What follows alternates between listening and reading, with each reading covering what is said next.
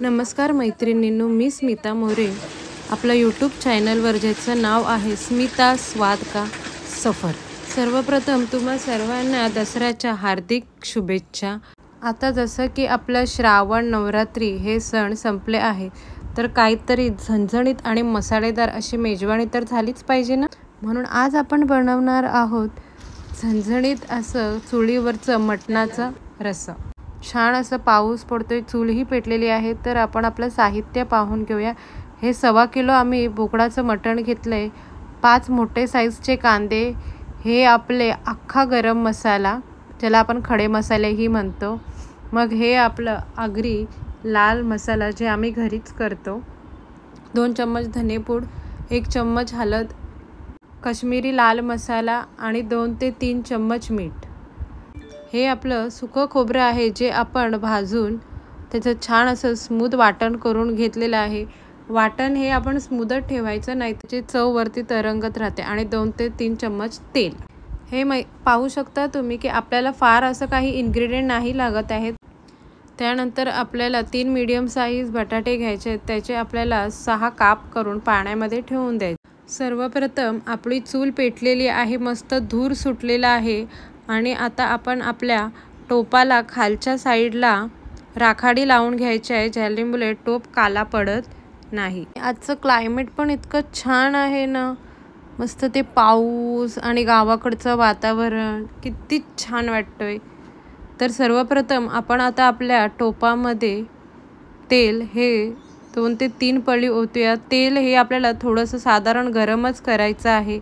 मग त्याच्यानंतर आपल्याला आपण घेतलेले खडे मसाले त्याच्यामध्ये टाकायचे आहेत. खड्या मसाल्यांना आपल्याला 4 ते 5 सेकंड असं तेलामध्ये छान असं परतून घेऊया, म्हणजे जेणेकरून जे त्याचं फ्लेवर आहे ते सर्व त्या तेलामध्ये छान असं स्प्रेड होऊन जाईल. आता आपण त्यामध्ये आपले 4 ते 5 मोठे साईजचे कांदे जे आपण बारीक चिरून घेतलेले आहेत ते त्याच्यामध्ये घालूया आणि मग त्यांना छान असं परतून घेऊया. हे कांद्यांना आपल्याला सोनेरी रंग येईपर्यंत परतवायचं आहे, कारण जर कांदा कच्चा राहिला तर त्याचा स्मेल तर येणार आणि वरून ते मटणामध्ये शिजलंही नाही जाणार. म्हणून आपल्याला कांद्याला आधी छान असं परतवून घ्यायचं आहे.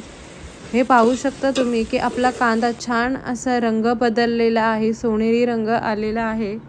तर आपण त्यामध्ये आपलं आता मेन इन्ग्रेडियंट बोकडाचं मटण हे त्याच्यामध्ये ओतूया. असंच तुम्ही सेम चिकनही करू शकता.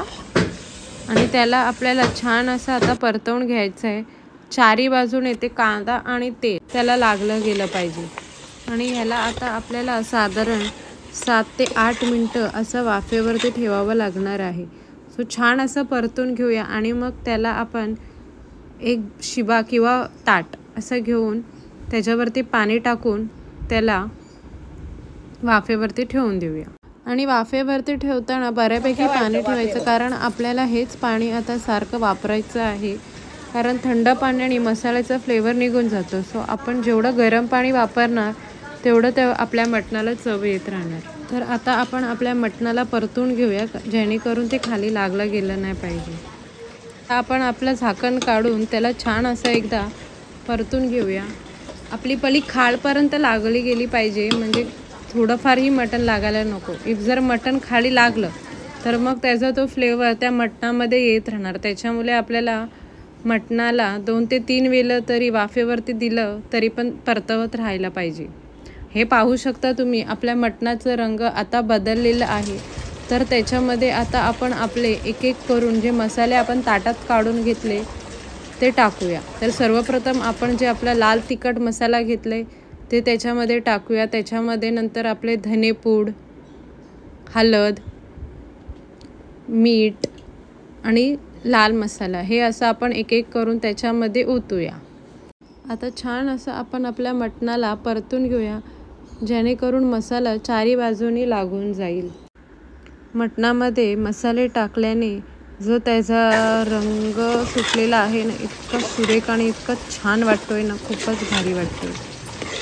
मसाला आणि मटणाचा एकत्र आल्याने जो वास आलेला आहे ना, खूपच भारी. हे पाहू शकता छान असं आपण आता परतवून तर त्यामध्ये आपल्याला आता थोडंसं पाणी जे ताटावर आपण गरम करून ठेवलेलं ते ओतायचं आहे.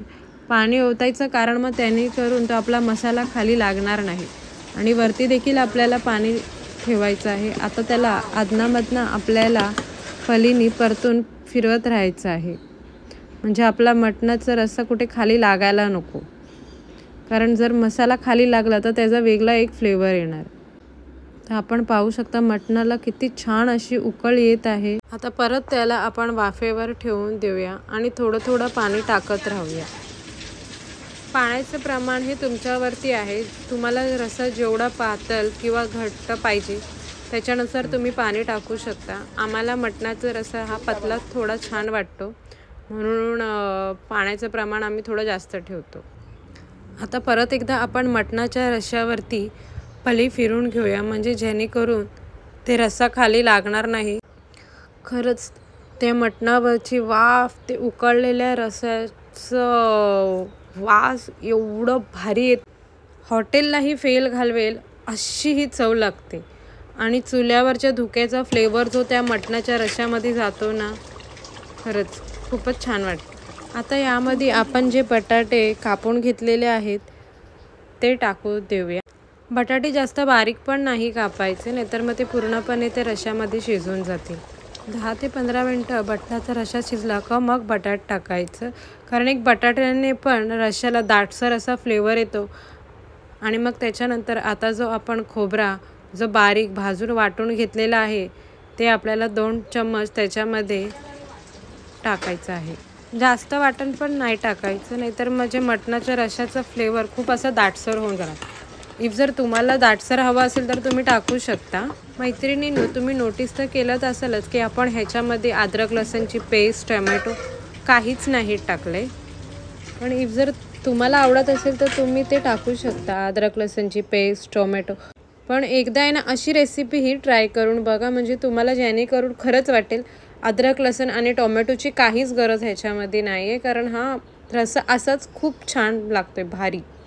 वाटण टाकून झालं की आपल्याला परत त्याला 10 ते 15 मिनटं छान अशी उकळ देऊन शिजवायचं आहे. पाहू शकता तुम्ही आपल्या रस्स्याला छान अशी उकळ येत आहे. आणि हा रस्सा तुम्ही तांदळाच्या भाकरीसोबत, कोंबडी वडे, ज्वारीची भाकरी, जी तुम्हाला आवडत असेल त्याच्यासोबत तुम्ही ही नक्कीच खाऊ शकता. आमच्याकडे मोस्ट ऑफ तांदळाचीच भाकरी केली जाते, तर आम्हाला त्याच्यासोबतच छान वाटते. आता आपण त्याच्यामध्ये हलकीशी अशी कोथिंबीर टाकून एक कोथिंबीरचा छान असा फ्लेवर त्याच्यामध्ये उतरवून. आता आपला मटण ऑलमोस्ट शिजलेला आहे, तर त्याला आता आपण 5 मिनिटांनी शिजवून चुलीवरनं खाली उतरू. मग म्हणले येत आहे ना जेवायला मटणाचा आस्वाद घेण्यासाठी. आणि ही रेसिपी आमच्या आईंची आहे, ज्या मटणाचा रस्सा सगळ्यात भारी बनवतात. जिभेवर राहील अशी मटणाची रश्श्याची चव आहे ते. मुलंही रश्श्याच्या वासाने अंगणातून धावत आलेत आणि आईंना विचारतात, आई आज काय बनवलंय? तर आता आपला मटणाचा रस्सा ऑलमोस्ट शिजलेला आहे. तर आता आपण त्याला एका प्लेटीमध्ये काढून त्याला छान असं गार्निशिंग करून सजवून घेऊया. आज आमच्याकडे तर वडे आणि भाकरी दोन्ही आहेत, तर सर्वांनी नक्कीच या आणि मटणाच्या रसाचा आस्वाद घ्या. धन्यवाद मंडळी. इफ जर तुम्हाला ही रेसिपी आवडली तर माझ्या यूट्यूबच्या चॅनलला, ज्याचं नाव आहे स्मिता स्वाद का सफर, याला लाईक करा, शेअर करा आणि सबस्क्राईब करा. आणि हो, बेल आयकॉन बटन दाबायला विसरू नका. थँक्यू.